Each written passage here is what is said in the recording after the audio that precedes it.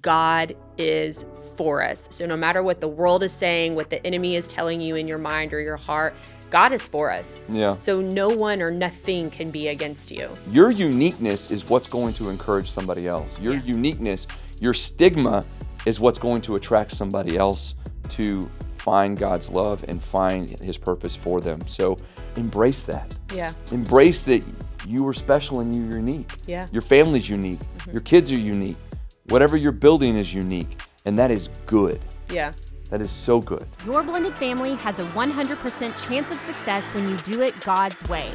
We're Blended Kingdom Families, and we want to provide biblical resources to heal and restore families with a message of hope for the next generation.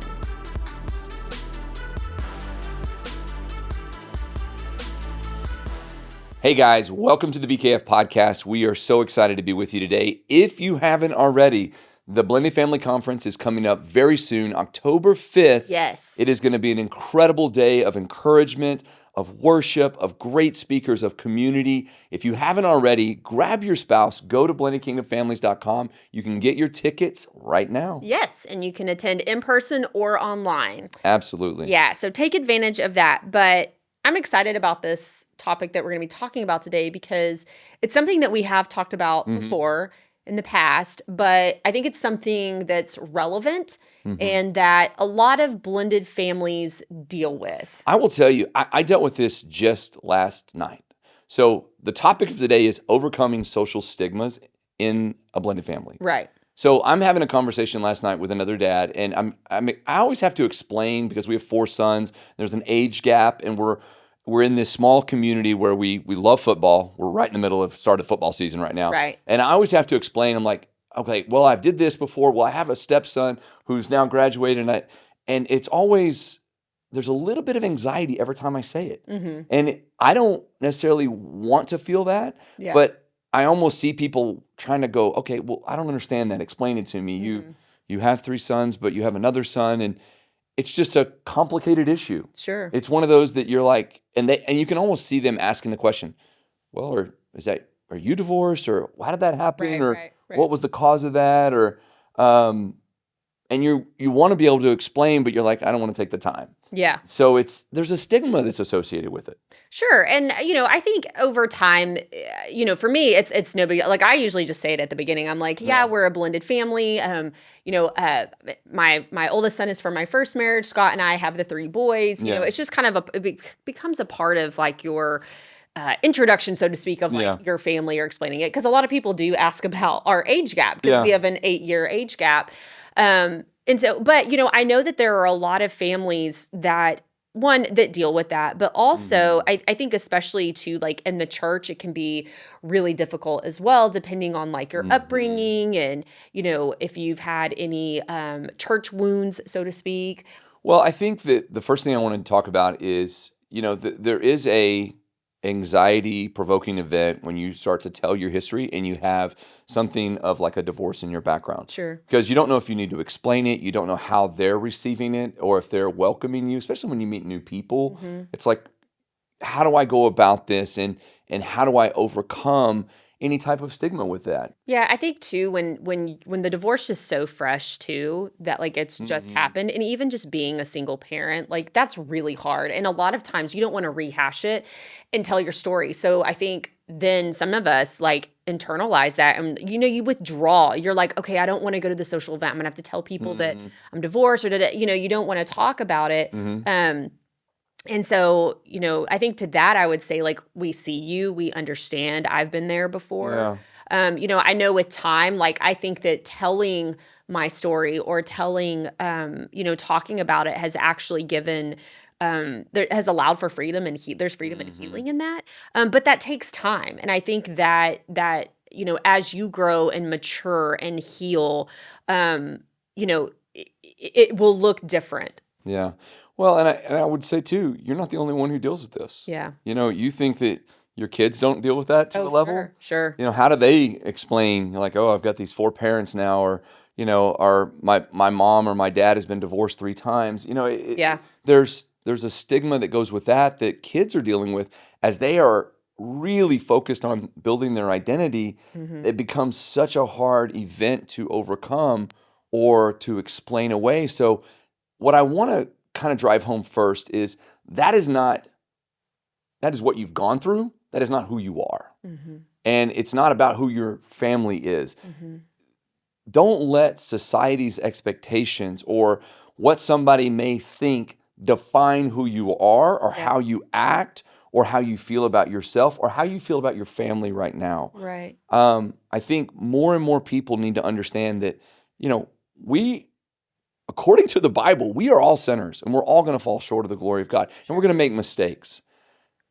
It is not a death sentence for your life. Mm-hmm. We have power in redemption. We have power in forgiveness. Mm-hmm. There's a reason Jesus was here. Mm-hmm. And I just want to tell people, encourage them that you can set a positive family identity for who you are and who you follow and what you value in your blended family, and don't have to listen to the naysayers. Yeah, I think you can foster a resilience against external negativity. Yeah. Like you have the power, you have the authority to allow things to come in and out of your home, in your marriage, in your relationships with your children, whether that's things like even social media, TV, I mean, even things like that, your relationships with people, what are you going to allow and what are you going to, allow and not allow, but what are you going to foster that is positive for your family, that is going to build up a resilience, and again, build up that identity of being a positive family, being a positive blended family? Well, I think it's first to determine it is defined by love, not biology. Yeah. So I want to dive into that really quick. Love is an action verb word. Mm-hmm. It is something we do. It is something we feel, but it is something that we model by our behaviors. Sure. We show love. We talk about this in a lot of different ways, but one of the ways that I love is, whether you are a step parent or a biological parent, you to each other, you're going to show love by what you do, and you're going to make them feel loved by what you do. Same thing with biological children or stepchildren. You may not have been there for the whole events of their life, but you can choose to be actively loving them. Mm-hmm. What I would say to a blended family is you can choose to march a cadence of love every single day and not judging it by biology. I've seen more people who have asked me, because I'm a step parent, they're saying, they kind of give that intention of like, well, I mean, did you really include your step parents, your stepchildren in your will, and did you treat them equally? And why are you at every event? There's almost a question of, you should treat them differently because they're not your children. Mm-hmm. And we look at it and go, no, we're going to march to a cadence of we're going to love and actively love each other and every one of our children. Our situation, Vanessa, is, we have one child is kind of in our blended child, but that's not, we hear stories of there are multiple children, sure. There's multiple marriages, there's multiple complexities to these blended families. Right. If you choose to look at it based on, the biology of it versus, hey, I'm going to choose to march our family by actively loving each other and choosing that, it overcomes so much of what people assume about you. Yeah. Well, it's a choice. Yes. Right? It's a choice. And we're not dismissing, a lot of step parents do not feel the same way about their stepchildren as they do their biological children. And we've said this before, putting air in the room, that's okay. We get it. And you won't because there's a natural history there with your biological children. Now, you can make the choice to love and to show love. And therefore, your blended family, you can, like you said, choose to model that every single day. And we're going to go into another podcast about how do we do that? How do we walk out the gospel with our family and with our kids? But I love that you said, that family is defined by love and not by biology. I think another thing is that you can encourage open communication with your children about the challenges that you face. Because you didn't tell me about that last night and about, the anxiety, or whatever. But we do it all the time. It's natural to us. But even I think our biological children, so we have 3 littles together, how they feel about explaining, oh, my big brother has a different dad and he's there this weekend or whatever, So I think just even providing the opportunity for your children and having that open dialogue of like, hey, how does this make you feel? Or when you see those things happen, maybe at church where somebody's asking them about it and they're having to explain it, like, hey, like, what were your feelings? What's your thought process behind that? Or what are you thinking when you're having to explain that? Yeah, somebody says like, God, why do you have a different last name than, what is that? I don't understand that. The communication that you can have with your family, I think this is one of those things that I think a lot of, maybe I put it some more on biological parents, like they have the anxiety about this. But just sitting down with your children and going, hey guys, I understand we're different. I understand we're unique. Yeah. But let's openly talk about this. Yeah. Let's not put walls up. I don't want my children to build walls.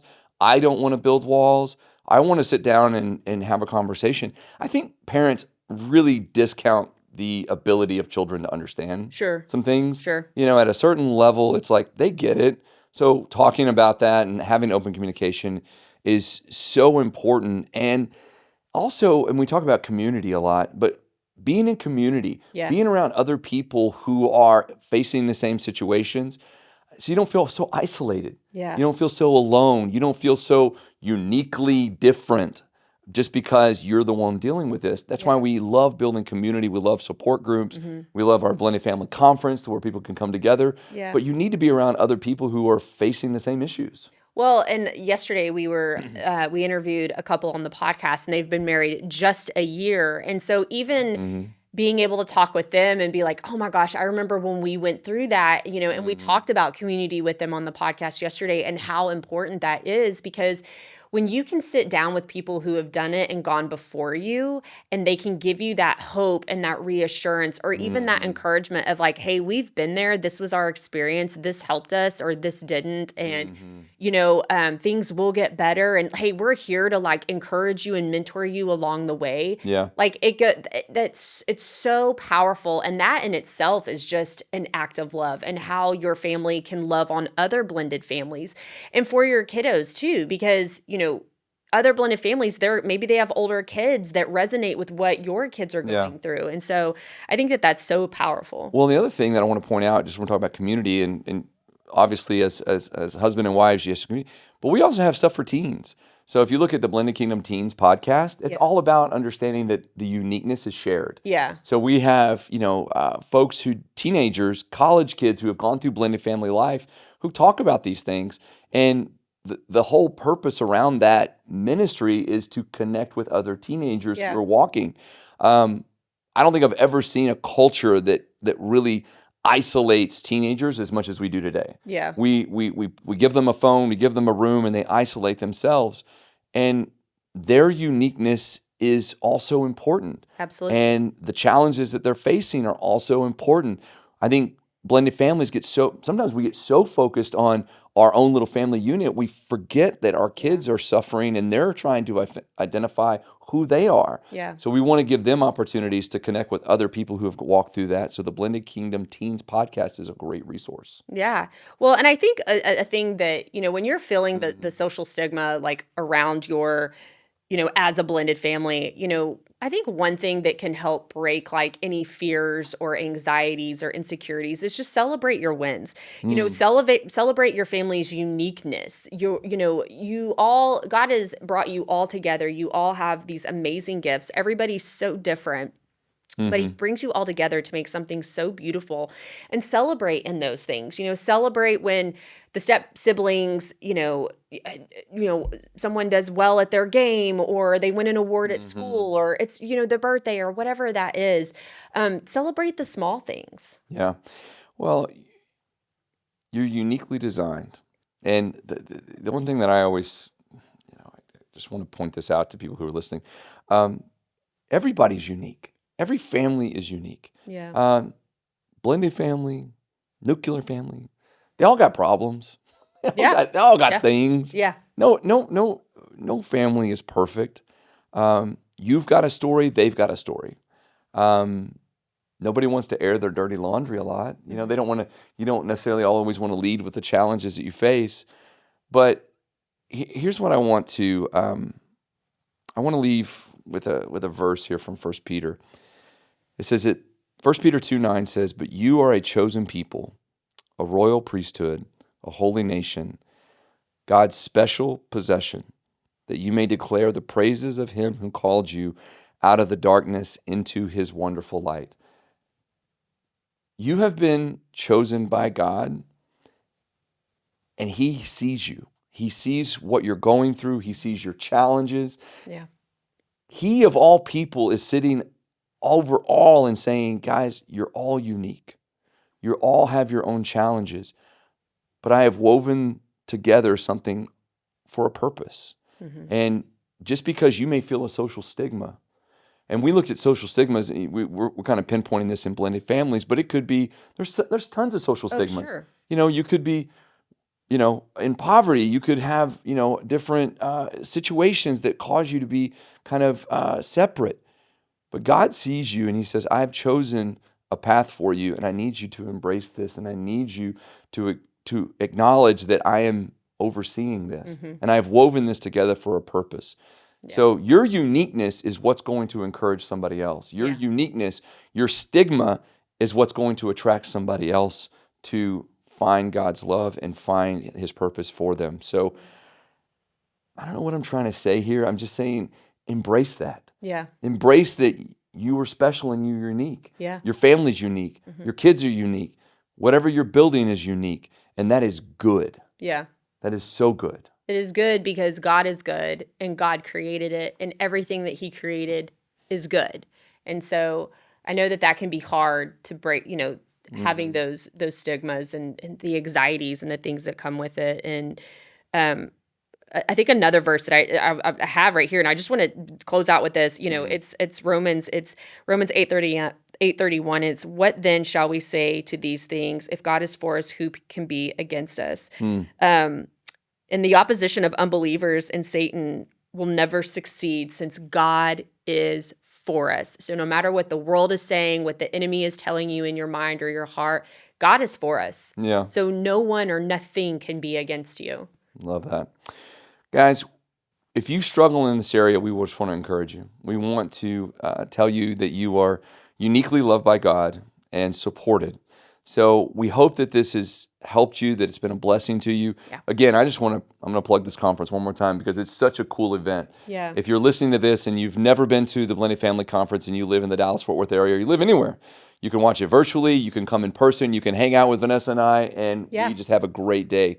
So I encourage you to go ahead and buy a ticket, be there in person. Yeah. We would love to see you. We'd love to celebrate you. Yeah, and be around other people who are experiencing the same things that you are experiencing. Yeah. The amount of people that leave with friends, and it's incredible. So fun to watch people develop these relationships and find community at this conference, even when they live states apart. I think that is the coolest thing. Love that. So, you guys, hope you have a wonderful day, and we will see you soon. Be blessed in all that you do. Hey friends, so glad you were here with us today, and I hope you enjoyed today's episode. You can find more resources from Blended Kingdom Families at blendedkingdomfamilies.com. Join us again next time as we talk about more blended family topics. Be blessed in all that you do, and remember, nothing will be impossible with God.